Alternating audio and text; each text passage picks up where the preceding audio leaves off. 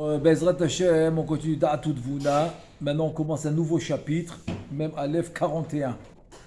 On est dans la page Taf Kouf, Chav Dalet, la page 524. Alors maintenant, il va nous ramener un passage de Sha'ar Ruach HaKodesh, qui est un des Shmone Sha'arim. On sait que les écrits principaux qu'il a transmis Rabbeinu Arizal au Rabbeinu Chaim Vital, c'est Shmone Sha'arim, les 8 Sha'arim, donc ça c'est un des 8, il s'appelle Sha'ar Ruach HaKodesh. Alors il nous dit comme ça. כתב רבנו זרהה בשער רוח הקודש דף מ"ג עמוד א' וזה לשונו הנה אין ספק שלא ידמה האדם כי הצדיקים בפטירתם והיותם שוכני עפר בטלים מן העבודה והייחוד חס ושלום. Te dit ne va pas surtout ne va pas croire que les tzadikim quand ils quittent ce monde, eh ben ça y est, ils font plus de travail, ils annulent tout ce qu'ils ont fait, c'est fini, ils font plus rien. Te dit c'est faux. Chaz v'shalom. Le tzaddik qui était connecté à la Torah, qui était connecté au mitzvot, qui faisait le yichud, kucha bechu shchinte kol hazman, qui faisait tout ce qu'il fallait faire dans ce monde pour être connecté à la Gdusha, eh ben il va continuer. Après son décès, il va continuer, comme il dit tout de suite maintenant, il te dit il va continuer à quoi? כי הם מייחדים תמיד בסוד נשמתם ורוחם ונפשם העולות למעלה.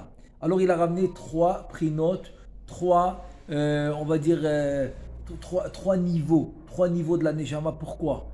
Parce que l'homme il est dans ce monde pour réparer les 3 niveaux qui s'appellent Nefesh Ruach Neshama. C'est les 3 niveaux de la Neshama qui doit réparer. Même qu'il y en a 5 niveaux, comme il y a 5 fois Barechi Nafshi, Nefesh Ruach Neshama Chaya Yechida, mais le Chaya Yechida, il n'est pas besoin de revenir en Gilgul pour ça. Pourquoi? Parce que c'est des lumières environnantes, c'est les Makifim. Il doit réparer les 3 niveaux qui s'appellent Nefesh Ruach Neshama, qui sont des lumières intérieures, c'est ça qu'il doit travailler. Donc ces 3 niveaux-là, les tzadikim, les chassidim, tous ceux qui étaient très proches de la Torah et d'Akadosh Baruch Hu, ils continuent à faire des yichudim dans ces 3 niveaux-là. Nishmatam, c'est dans Olam Abria, Neshama c'est Bria, ça s'appelle Gan Eden Ha'elyon. Verucham, c'est dans Olam Yetzira, c'est Gan Eden Ha'tarton.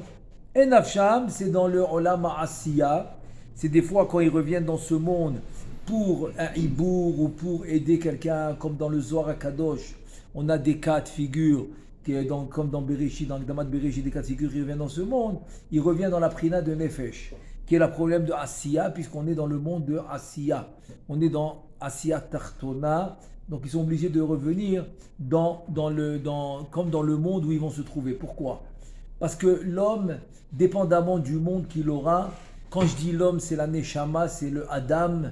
Donc dans le monde qui sera, il aura son corps, il aura son habit. Ça veut dire que s'il est dans ce monde qui s'appelle Olam Hazeh, ce monde matériel, ce monde physique, donc le corps aussi, le corps il va être adéquat à l'endroit où il est. Mais si maintenant il va quitter ce monde pour être dans un monde supérieur, tu vois bien que le corps, il va rester là. Et donc, par exemple, dans le Olam Asiya, dans le Olam Yetzira et dans le Olam Abria, dans chaque monde, il aura un nouveau corps. Ça ne va pas être le même. Je te donne un exemple. Quand il va passer de Gan Eden à Tarton au Gan Eden à Elyon, il va laisser son habit du Gan Eden à Tarton. Et quand il va monter au Gan Eden à Elyon, il va s'habiller de nouveau, encore avec un habit différent, qui va être adéquat au monde là où il se situe. Donc on continue. Donc les tzadikim, ils continuent là-haut à travailler besod nishmatam rucham venafsham ma'olot lema'ala am yahadim chokhma im bina besod nishmatam, grâce à leur neshama, le niveau de neshama qui est brillant, ils vont réussir à unir la chokhma avec la bina qui est Abba ve'ima. Et c'est pas que ça. Vetiferet imalchut besod rucham. Et Kucha, Berichou, Shrite, Akadosh Bokhu et la Malchut, ils vont aussi les unir avec leur Ruach. Ou Maim Nugbim de Yadam, Besod Nafsham. Et le Maim Nugbim, ça va être avec le Nefesh. Ça veut dire que quand ils ont quitté ce monde, le travail continue. Et c'est ça que le Passouk qui dit, Veichou Michail El Chail. Il n'y a pas de Menoucha Batzadikim, lo Ba'olam Hazeh, lo Ba'olam Haba. Ils n'ont pas de Menoucha. De la même manière qu'il travaille ici, il continue à travailler là-haut. Donc le nefesh, ça va être le maim nukbim, ça va être le réveil, comme on fait ici, la volonté, etc., le réveil. L'union de kucha berichu shrinte, ça va être le ruach. Et l'union de Abba Veima Kechochma Bina, ça va être la Neshama. Mais ils ne font plus des birourim. Ils font plus des birourim. Il a fait très bonne question. Très très bonne question. Vous avez écouté la question? Oui. On est là pour trois choses. Birur Tikkun Libun. Très bien. Donc il me dit alors, il n'y a plus de Birurim là-bas. La réponse, elle est que oui. Pourquoi? Parce qu'en fait, avant le Shvirat HaMelachim, la conséquence de ça va être qu'on va naître dans ce monde, on l'a masé, etc., et avec Adam Arishon, etc. Avant ça, avant qu'il y a eu on va dire le problème, eh bien on était dans le monde de l'union qui s'appelle Olam HaAtzilut, complètement kadosh, donc il n'y a pas de ra. Lo yegur chara, il ne va pas habiter le mal là-bas. Donc là-bas, on va dire que le travail était très très différent. Maintenant, dès qu'il y a eu ce qu'on appelle Shvirat HaMelachim et que c'est descendu dans Bria Yetzira Asiya, donc il y a ce qu'on appelle le Olam HaPirud, la séparation. Et le mal a commencé à se mélanger avec le bien, et ça a continué au moment de la faute de Adam Arishon, et c'est pour ça qu'on est là, et c'est une période de 6000 ans qui doit se dérouler pour réparer. Ça veut dire que le birour que nous on fait, c'est à notre niveau, à notre endroit. Maintenant, ce que le nefesh il va faire, c'est un niveau différent. Ce que le rouach il va faire, ça va être encore un birour qui est le niveau de Yetzira. Ce que la neshama va faire, c'est encore un birour, mais au niveau de neshama. Et pourquoi?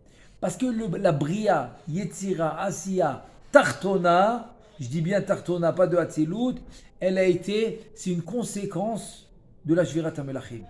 C'est une conséquence de ce qu'on appelle le Kaviachol, la fameuse création, Kaviachol qui a pas réussi. Kaviachol, c'est pas le vrai terme. Le vrai terme, c'est que en fait, c'est le Sod, comme ça il dit, le premier élève du Harizal, juste avant Rabbi Chaim Vital, Rabbi Israël Saroug, il dit que c'était Ani Emlor.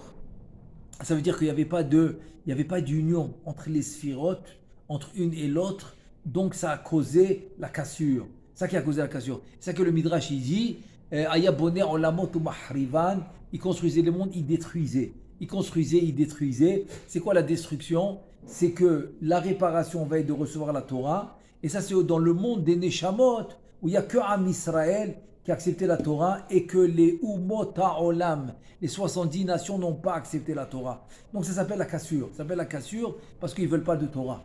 Alors que la Torah a été créée, Tatka'at Dorot, avant la création du monde, qui est 974 générations. Générations, c'est-à-dire des milliers d'années, quoi.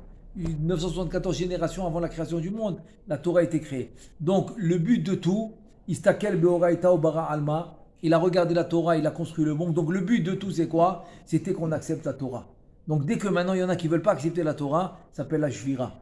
Donc la conséquence de cette cassure, la conséquence c'est quoi? C'est qu'on aura un monde qui va s'appeler Bria, Yetzira, Asiya. Pourquoi? Parce que cette cassure va se diviser en 3 prinotes, en 3 catégories. La catégorie qui va s'appeler Pnimi, elle va être dans la Bria. Emtsa'i, elle va être dans la Yetzira. Et Chitzon dans la Asiya. Donc tu vois qu'il y a 3 catégories qui sont dans 3 mondes différents. Donc ça veut dire que de la même manière que toi tu fais dans la Asiya Tartona, tu fais les birurim et ils montent. Donc les Neshamot, c'est ce qu'il dit ici. Les Neshamot des Tzadikim, ils font aussi ce birur à un niveau supérieur. Mais ils le font. C'est pour ça qu'il a dit seulement Nefesh, Ruach, Neshama. Asiya, Yetzira ou Bria, pas plus. Parce que dans la Hatzilut, ça va être déjà le Tikkun, lo yigur chara, il n'y a pas de birurim, tout est l'union là-bas. Donc, Umagam bachatzi alayla shakadosh baruch hu mishtashea besod ruche hatzadikim shebegan Eden, kamevoir bazoar. Il te dit maintenant, je vais t'amener encore une autre prina, que tu vois que le Zohar Akadosh, il dit que Akadosh baruch hu, il est vraiment, prend plaisir avec la compagnie, avec la compagnie des tzadikim dans le Gan Eden la nuit après Chatzot. Et pour ça qu'on a une très grande mitzvah d'étudier la nuit après Chatzot, parce que c'est là le moment que la rencontre d'Akadosh Baruch Hu avec les tzadikim, qu'il dit le Zohar Akadosh, que Akadosh Baruch Hu il a très très grand plaisir, mais un plaisir extraordinaire d'être avec les tzadikim, Began Eden. Si tu me dis qu'après le décès ils font rien, alors qu'est-ce qu'ils font avec Akadosh Baruch Hu? Si ce n'est que de faire une étude, que de pouvoir monter, d'atteindre encore des niveaux supérieurs. Donc tu vois qu'il continue. Donc tu vois que le travail ne s'arrête pas. Quand tu t'es connecté, ça n'arrête pas. C'est quand que le travail n'a pas lieu là-haut, c'est quand l'homme s'est déconnecté dans ce monde. Et c'est ça le problème. La punition, en fait, c'est une conséquence. C'est même pas une punition, c'est une conséquence. C'est une conséquence de tes actions. Tu t'es déconnecté, et ben tu arrives là-bas déconnecté. C'est tout. Mais c'est une conséquence, c'est pas une punition. C'est comme maintenant, par exemple, quelqu'un, il achète la carte d'autobus pour le mois. Ok, donc tout le mois, il passe avec le bus, le métro, il rentre, il sort, il n'y a pas de problème. Arrive le premier du mois, il doit renouveler la carte. Il vient pour rentrer, ça ne marche pas. Il ne peut pas la renouveler. Alors qu'est-ce que tu vas dire? Ouais, voilà, on l'a puni. On l'a pas puni. La conséquence de son action, de ne pas renouveler la carte, va l'empêcher de rentrer. Donc c'est exactement ce qui va arriver dans le monde des Neshamot. Parce qu'il nous dit Rabbi Yosef Dikitilia, ça fait à peu près 750 ans. Un Chacham qui était à 300 ans avant le Harizal, il te dit ce système de punition, etc., c'est rien qu'une façon de parler. Mais dans l'absolu, c'est pas une punition. Dans l'absolu, c'est une conséquence. C'est une conséquence de tes actions. C'est-à-dire que l'homme, avec ce qu'il a choisi, par exemple, de faire, donc ça a causé, par exemple, la mort dans le monde, avec la faute de Adam Rishon. Donc la mort, finalement, dans l'absolu, c'est même pas une punition. C'est une conséquence, et c'est un tikkun, c'est une réparation. C'est le seul moyen de réparer. Si maintenant tu veux remplacer la mort, ok, Kadosh Baruch Hu dit maintenant Midat Rachamim, je suis Rachamim, miséricorde. Alors miséricorde, viens on change de possibilité, viens on change de moyen. Il te dit vas-y, essaye, mais tu ne trouves pas. Tu ne trouves pas de moyen. Il n'y a pas un autre moyen. Ça veut dire que quoi? C'est même plus dans l'absolu, c'est pas une punition, c'est une réparation. C'est un tikkun, c'est une réparation. Donc voilà, on a ramené encore un deuxième cas de figure où Akadosh Baruch Hu, il est avec les tzadikim après Chatzot. Donc il continue, les tzadikim à travailler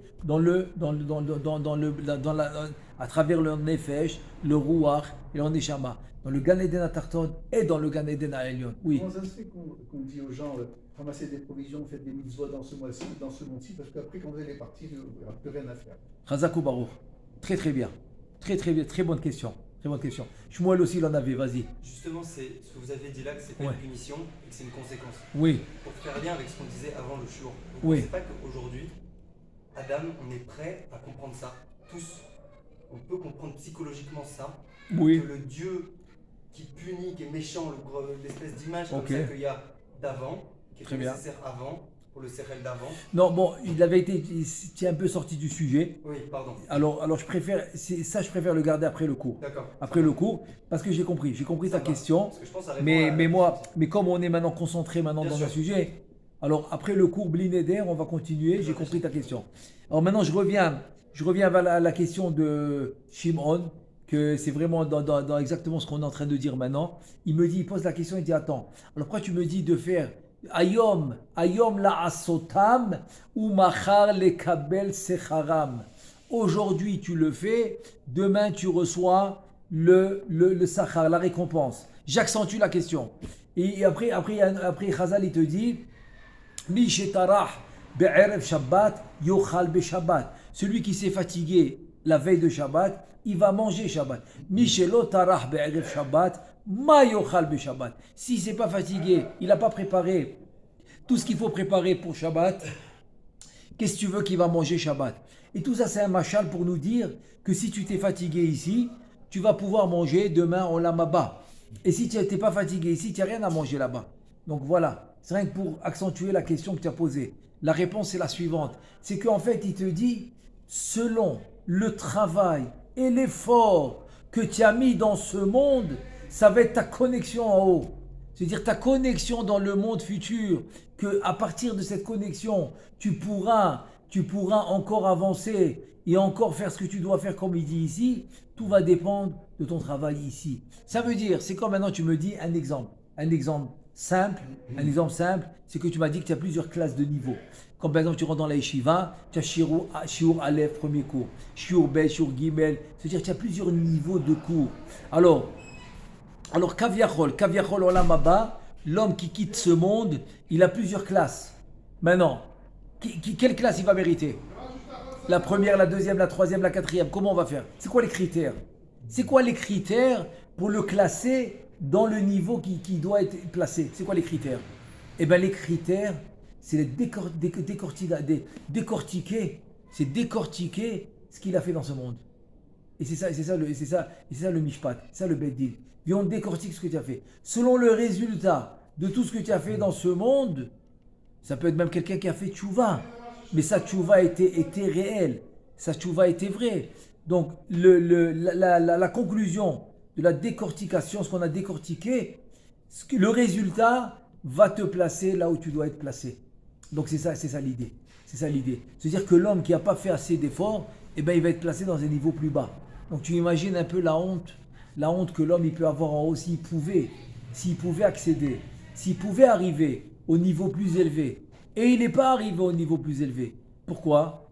De la paresse, ou parce qu'il n'avait pas voulu, ou parce qu'il n'a pas essayé plus fort, ou parce qu'il avait honte, ou parce que je ne sais pas moi, toutes sortes de raisons, ou parce que je ne sais pas, toutes sortes, c'est pas important, ou parce qu'il était pris par l'état à vote, par les plaisirs de ce monde, ou parce qu'il était pris. Alors tout ça va avoir un impact sur sa place et sur son niveau dans le monde futur. Donc c'est ça la réponse.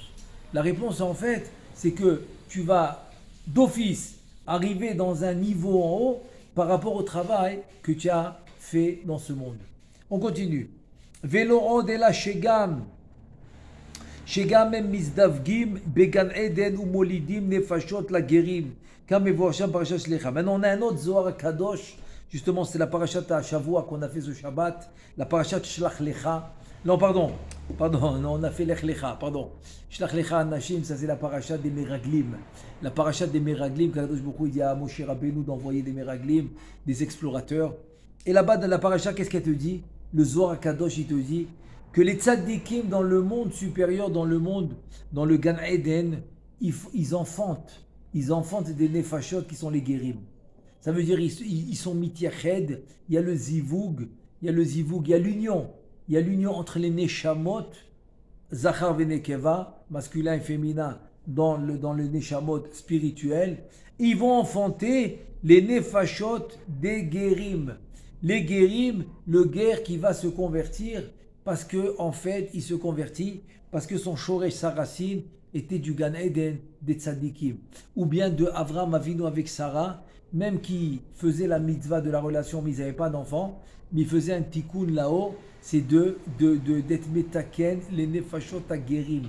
C'est-à-dire que tous les guérim, ceux qui vont se convertir, tous ils étaient au Har Sinaï, et c'est comme ça qu'ils arrivent à se convertir. Parce que sinon on a une grosse question. Grosse question, c'est quoi? C'est que tu me dis que l'enfant qui est né dans une famille juive, pendant les 9 mois qui est dans le ventre de sa mère, la Gemara dans Maseret Nida a dit qu'il va étudier toute la Torah.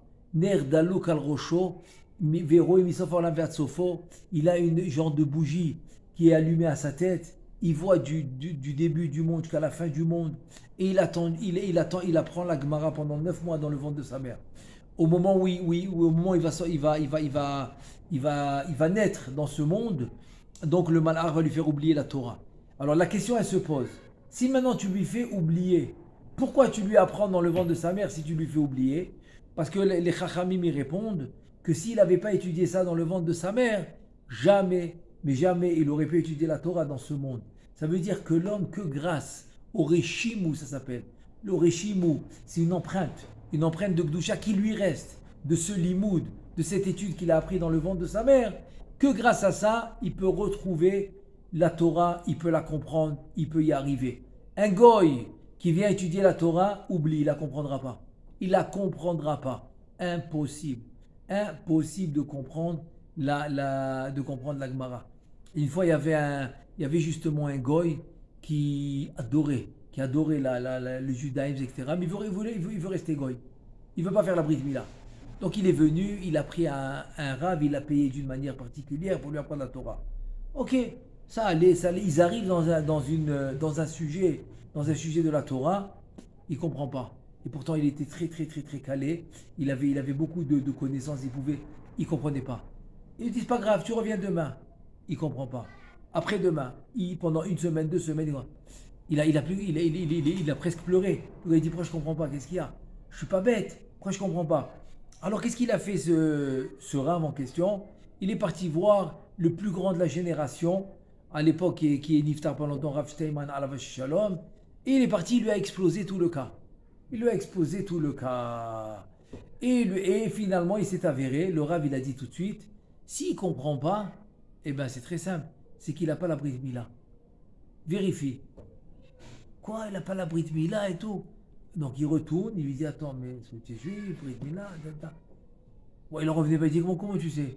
Il dit parce que le Rav il a dit que si tu ne comprends pas ce sujet dans la Torah, c'est parce que tu n'es pas juif et tu n'as pas la Brit Mila. Sinon tu l'aurais compris, c'est pas possible. Et c'est ce qui est arrivé. Il a tellement aimé la Torah qu'il s'est converti, il a fait la Brit Mila, et après un truc extraordinaire, il a compris la Torah. Maintenant, la question se pose. Un enfant qui est né d'une famille juive, il a eu 9 mois dans le ventre de sa mère, c'est pour ça qu'il arrive à comprendre la Torah. Maintenant, ce goy, il n'a pas eu les 9 mois. Dans le ventre de sa mère, Goya, il n'a pas eu les 9 mois d'études. Comment il comprend la Torah? Alors, ils répondent comme ça. Leur nefesh du goy était au Sinaï. Donc, il a étudié la Torah au Sinaï. Dès qu'il se convertit, ce nefesh vient s'habiller en lui. Donc, il reçoit une lumière spirituelle qui va l'aider à comprendre la Torah. Donc les tzadikim, ils s'occupent de ces nefashota des guérim dans le Gan Eden. Donc tu vois qu'ils sont pa'il, on appelle ça pa'il. Ils sont actifs. Les tzadikim dans le Gan Eden, ils sont actifs. Ils ne sont pas passifs. Voilà. C'est encore un autre exemple. Donc combien d'exemples on a amené ici? 2, 3, 4 exemples on a amené sur les tzadikim qui sont actifs après leur décès. Alors c'est quoi l'histoire? Alors qu'est-ce que tu comprends ou pas? Donc il vient te prouver que le tzaddik ne s'arrête pas. Et là. Alors c'est quoi maintenant la différence? Et là ça va répondre à la différence. Quelle différence qu'il a dans ce monde ou dans le monde futur si c'est la même chose? Pourquoi tu as besoin de passer les 2 étapes? Et ça rejoint un peu ta question, Shimon. C'est ça le Ella. Le Ella, il veut t'expliquer la différence entre ce qu'il fait dans ce monde et dans le monde futur. Qu'est-ce qu'il répond? Omer Ella shesod avodatam vichudam biyotam bachaim הולכים ומתחדשים ומוסיפים כוח למעלה מדי יום ביום ומאירים באצילות אור לאין ערך בכל יום נוסף על חברו. Il te dit écoute bien, tant que tu es dans ce monde, tu rajoutes une connexion et une lumière dans tous les mondes supérieurs jusqu'à la Hatzilut, à travers tes actions, à travers tes brachot, à travers ton limud Torah, à travers tes tfilot, à travers tes bonnes actions, à travers tes bonnes midot, tu es en train de rajouter de la lumière en haut. Constamment, tu rajoutes une lumière extraordinaire. Cette lumière que tu es en train de rajouter tous les jours, c'est rien parce que tu es dans ce monde. Le monde de l'obscurité, le monde du sheker, du mensonge, et que tu dois maintenant trouver la vérité quand tu es entouré du mensonge. Parce que ce monde, il est roubora, majorité, mais grosse majorité, très grosse majorité de mal dans ce monde. Et toi, dans la minorité de bien, tu dois le retrouver. Donc tu fais beaucoup de lumière. Le Harizal, Alav Shalom, il dit qu'un juif dans cette génération qui ne pense pas qu'il est petit. Oui, il est petit si tu le compares au Tanaïm. Oui, il est petit si tu le compares aux très très grandes tzadikim de... Oui, mais comme il est dans cette génération obscure, plus que toutes les générations, alors que les Amoraïm ont prié. Ils ont prié Hachem, s'il te plaît. Ne nous mets pas dans cette génération. La dernière génération, on ne veut pas. Elle est trop compliquée, on ne veut pas. Ils ont prié pour ne pas venir. Donc les Neshamot de cette génération qu'on est aujourd'hui, sache une chose, le Harizal, il dit, ne crois pas que tu es petit. Même si comparé à eux, tu es petit, oui. Mais si on te compare par rapport à la situation, par rapport à la génération où tu es, eh ben, on peut te considérer comme un Tana. On peut te considérer comme un très très grand. Donc chaque chose que tu fais ici, il a beaucoup, mais beaucoup d'importance et beaucoup d'ampleur et beaucoup il fait beaucoup de conséquences dans les mondes supérieurs. Alors ça qu'il dit. Il dit donc tous les jours qu'il est dans cette vie, dans ce monde, il rajoute. Haomnam, maintenant on va voir qu'est-ce qui se passe après le décès. Haomnam achar ptiratam, meyachadim ba'asher gvar asuhu biyotam b'chaim. Déjà, après leur décès, ils vont déjà continuer ce qu'ils ont commencé dans ce monde. Donc voilà, Shimon, ça rejoint la réponse qu'on a dit, c'est que déjà tu vas continuer le même niveau où tu étais. Donc si l'homme dans ce monde était à un niveau bas, il va continuer le niveau bas là-haut. S'il est dans un niveau supérieur, eh ben, il va continuer le niveau supérieur en haut. Donc dépendamment où tu es. Et si Chas Shalom, il était complètement en dehors de la plaque comme on dit, il a raté le train, il était Chas Shalom, donc là-bas, rien ne va changer. Il va être aussi dans le mal, dans les forces du mal. Parce que c'est les forces du mal qui vont l'attraper. Il te dit le Zohar à Kadosh, après le décès, tu as deux voies, tu as la droite et la gauche. C'est rien qu'un machal, oui, une parabole. La droite représente la Kedusha, la gauche représente les forces du mal. Si l'homme dans ce monde, il s'est attaché dans les forces du mal, donc sache une chose, que dans le Olam Haba, c'est ce qui va se passer. C'est ce qui va se passer, il va se faire prendre dans les forces du mal.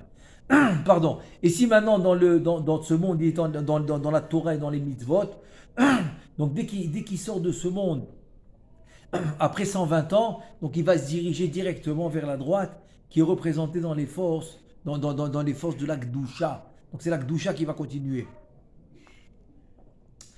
Ça veut dire que le Rav, il te dit en fait, la réponse c'est de continuer là-haut ce que tu as commencé ici. C'est une suite logique. C'est pour ça que le Harizal Alav Shalom, il dit de quitter ce monde, que la Neshama sorte du corps, c'est comme de passer d'une chambre à une autre. Ni plus, ni moins. C'est une suite logique qui se fait. Dans l'absolu, tu dois avoir aucun chidouche, aucune nouveauté dans le monde futur que tu t'attends pas, que tu connais pas, que tu n'as pas appris à travers les 4 parties de la Torah, qui est le Pardes, Pshat, Remez, Drash, Sod. À travers les 4 parties de la Torah, tu es supposé retrouver là-haut ce que tu connais ici. Il n'y a rien de nouveau. Le nouveau, il n'existe pas. Le nouveau, il existe pour celui que Chas Shalom s'est trompé de chemin. Il n'a pas emprunté le bon. Et comme il n'a pas emprunté le bon chemin, donc les surprises lui arrivent après 120 ans. Mais l'homme qui est dans le bon chemin, dans le droit chemin, avec son Créateur, il est fidèle à son Créateur, fidèle à la Torah, que le Créateur et la Torah, c'est une seule chose. Comme on a dit, Kucha Berichu Oraita Israël Chadhu. Comme il est fidèle, donc lui, il a aucune surprise. Les surprises, ils sont que pour mieux encore. Comme on dit, les Hafta les Tova. Hafta les Tova, c'est une surprise pour le bien. Et donc on continue dans le texte. Haomna machar petiratam yachadim ba'asher gvar asu biyotam b'chaim vegam hem sham mitpalelim ala chaim. Et voilà que maintenant ils quittent ce monde, ils continuent leur travail dans le monde supérieur comme ils l'ont fait ici. Deuxièmement, il te dit, écoute bien, il te dit, ils vont continuer à prier pour les vivants. Ça veut dire que les tzadikim qui ont quitté ce monde continuent à prier pour les vivants. Ça veut dire que maintenant quelqu'un qui était très très très loin, mais très loin de la religion, et un jour il revient, il se réveille. Qu'est-ce qu'il pense? Il pense qu'il est intelligent. Il est revenu parce qu'il est classé parmi les plus intelligents du monde. Parce que quoi? Il a des qualités spéciales. Il faut qu'il sache une chose. C'est que celui qui fait tchouva, c'est qu'il a bien un arrière-grand-père, un grand-père qui était méritant. Et donc, lui, sache une chose, qu'il n'arrête pas de prier pour ses descendants. C'est-à-dire que dans le monde supérieur, les pères, les grands-pères, les arrière-grands-pères, ils prient pour leurs descendants.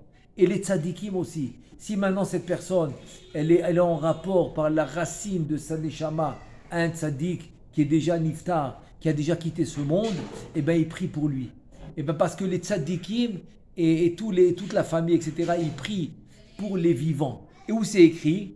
Eh bien il te ramène deux références.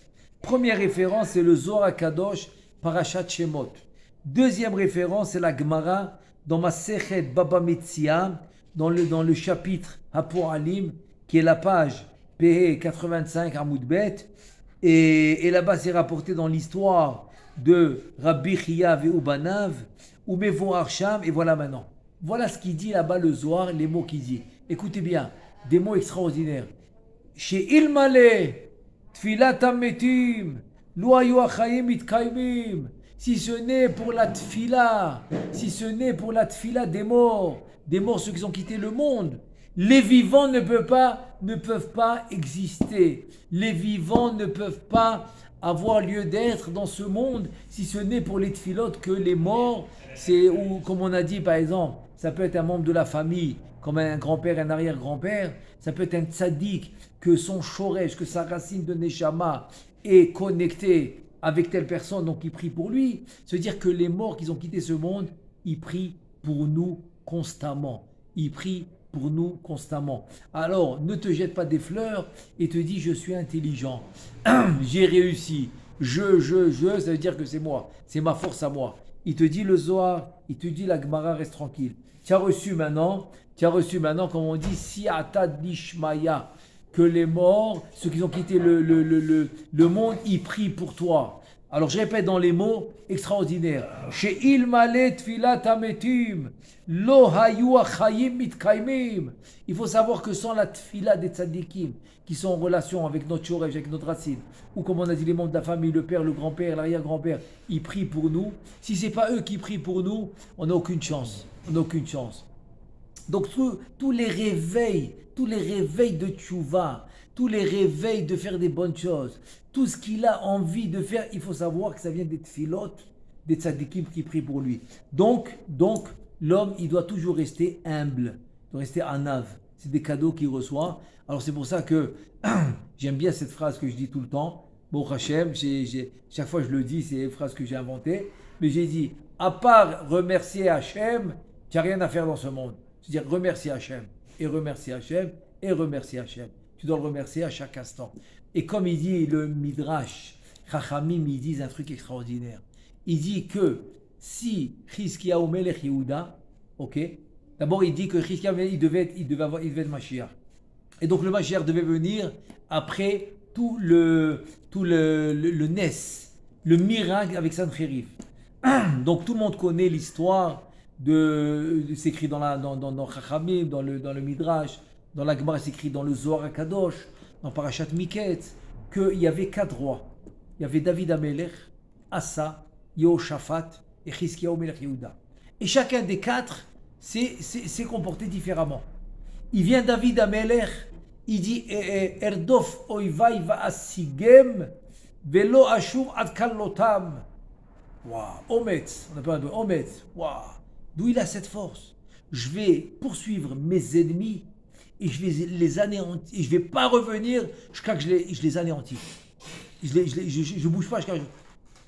Et maintenant, tu trouves Asa, qui est un peu plus tard que David HaMelech, toujours dans la même lignée des Malchei Yehuda, c'est les descendants de David.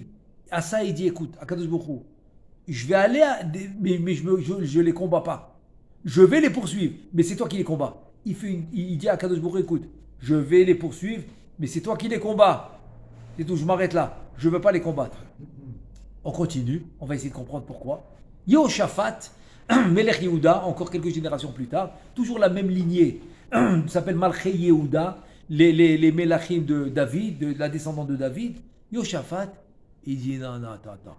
Ni je vais les poursuivre, ni je vais me battre avec eux. Je vais rester à la synagogue et je vais faire la tfila. Je fais la tfila, Hachem, occupe-toi d'eux. Évidemment, Hachem, il s'occupe d'eux. Très bien. 4e, Chizkiyahu Melech Yehuda. Il dit Chizkiyahu Melech Yehuda. Il dit, je ne vais pas les poursuivre. Je ne vais pas faire la guerre avec eux. Et je ne vais même pas prier. Je vais aller dormir. Et toi, tu t'occupes d'eux. Et c'est ce qui s'est passé. Et il a eu un nes, mais attends, il y a eu Yerushalayim qui était encerclé. Attends, Ashur, Melech Ashur, qui a envoyé Sancheriv.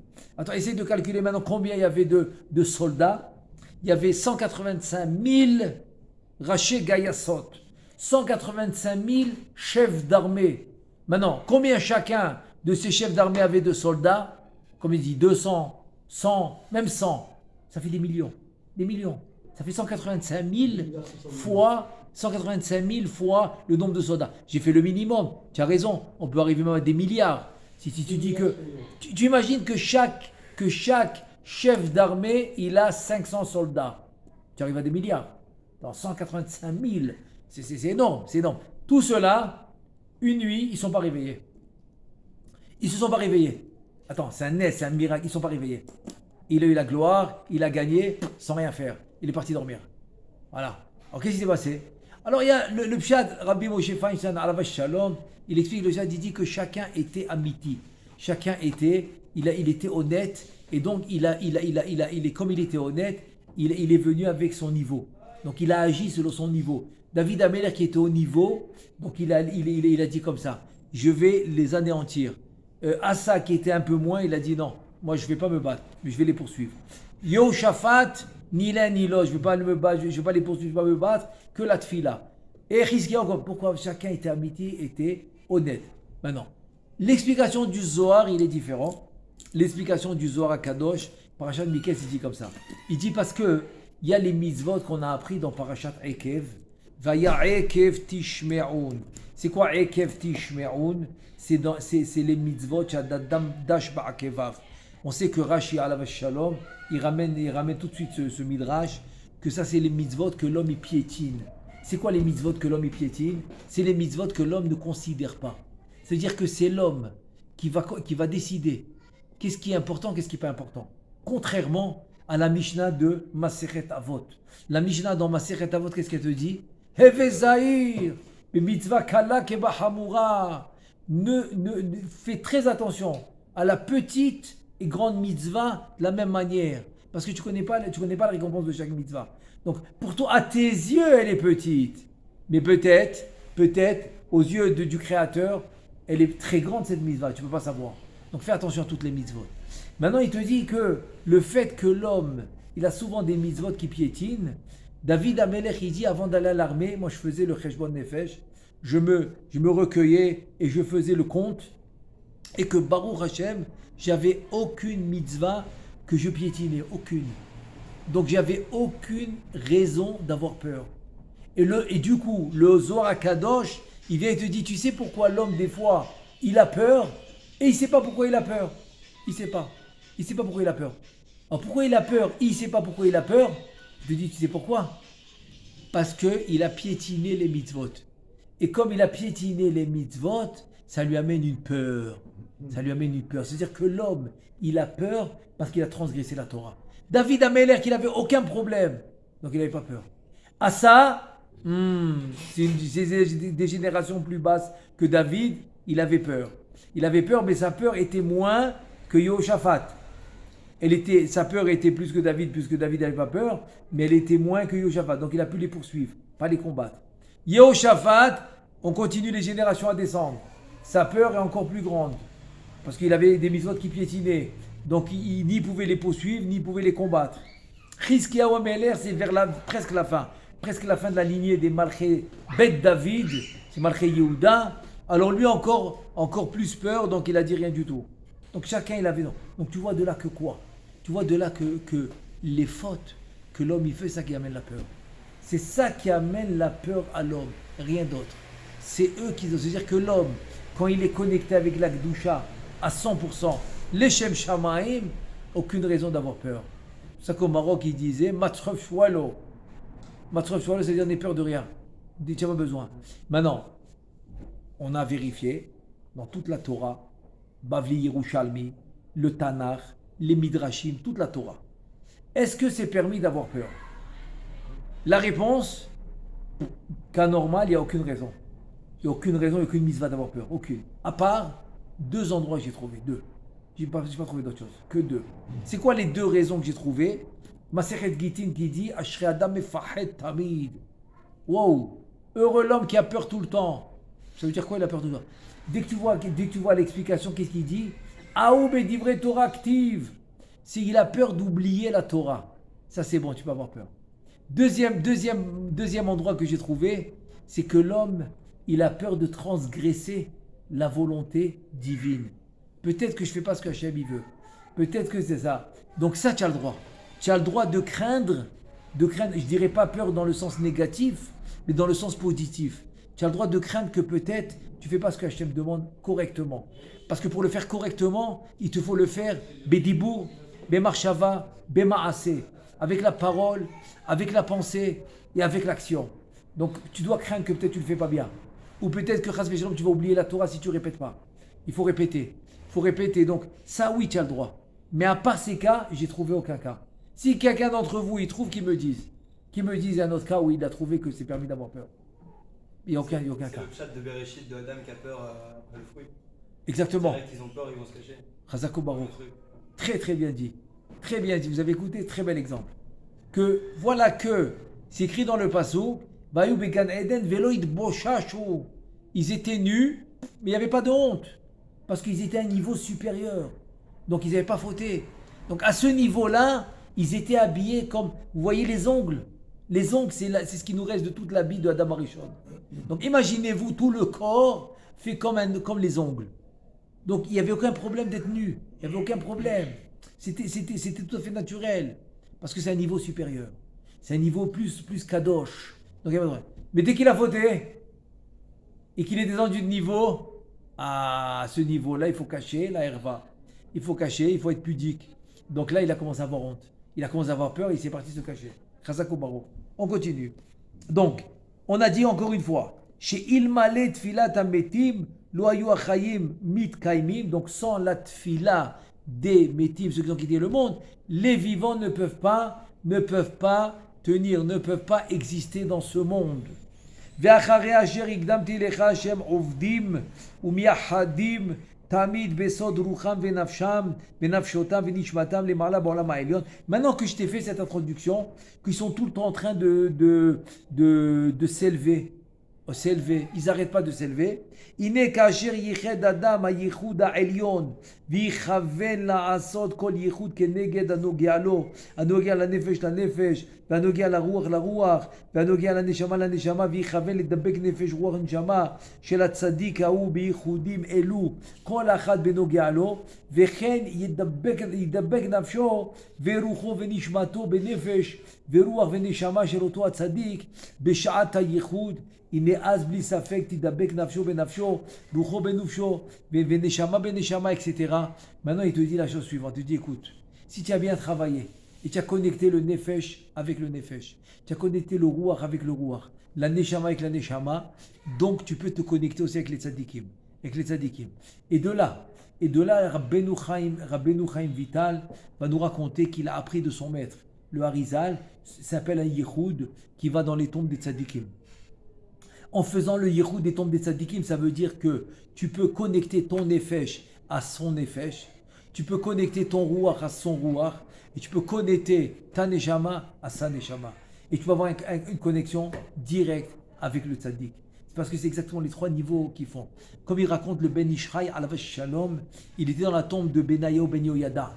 Benayahu Ben Yoyada, il était au temps dans l'armée, le chef d'armée qui était un Talmid Chacham, mais d'une pointure inconcevable, très haut niveau, et qui a continué aussi dans l'armée de Shlomo. Donc il est dans l'armée de David et dans l'armée de Shlomo. Benayahu Ben Yoyada, c'est une neshama kolelet, c'est une neshama qui englobe beaucoup de neshamot. C'est pour ça que c'est bien d'aller dans sa tombe qui est au nord. Benayahu Ben Yoyada, c'est une neshama qui englobe beaucoup de neshamot. C'est extraordinaire. À part la force physique qu'il avait, comme le passou qui dit, Yarog et Ta'arié, Bebabtor Rabor Beyom Ashaleg. C'est-à-dire, il fait froid, dans un trou, dans un bord, un endroit petit, il y avait un lion.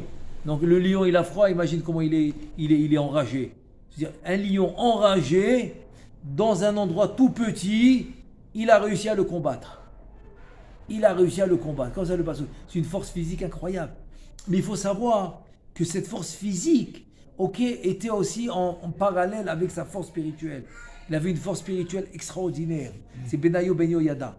Et voilà que le Ben Ishraï, il y a à peu près on va dire à peu près 150 ans cette histoire, il est parti à sa tombe pour faire ce qu'on appelle le yichud. Et il a réussi à se connecter. Et dès qu'il est sorti de là-bas, il a reçu beaucoup de on va dire de conséquences spirituelles incroyables. C'est pour ça que si tu fais attention, la majorité de ces livres vont être nommés au nom de ce tzaddik. Benayahu, ça va être un des livres du Ben Ishraï, et c'est le nom de Tzadik. Ben Ishraï, c'est le nom du Tzadik. Tout ça, c'est le passouk qui parle au nom du Tzadik. Tous ces noms-là, c'est le passouk qui a donné au Tzadik. Ben Ishraï, un livre de Ben Ishraï. Ben Ishraï, Rav Berachot, Rav Pe'alim. Tout ça, c'est pour ça qu'il a appelé, parce qu'il s'est connecté avec ce Tzadik. Ça veut dire qu'en fait, quand tu vas travailler comme il faut, le Nefesh, Ruach, Neshama, tu vas te connecter avec ton Shoresh, avec ta racine dans les mondes supérieurs. Donc tous les tzadikim qui sont en rapport avec ton Shoresh, ils pourront, Bezrat Hashem, se connecter avec toi. Et c'est comme ça que Bezrat Hashem, tu pourras y arriver, y a surmonter tout ce qu'il faut surmonter, y a t'élever, surtout à t'élever de niveau pour arriver, Bezrat Hashem, là-haut, à un niveau supérieur. À ce qu'Hachem nous aide à le faire, Bezrat Hashem, de la bonne manière. On a à peine commencé. Alors, Bezrat Hashem, demain, on continue. Baruch Adonai Le'olam, Amen ve Amen.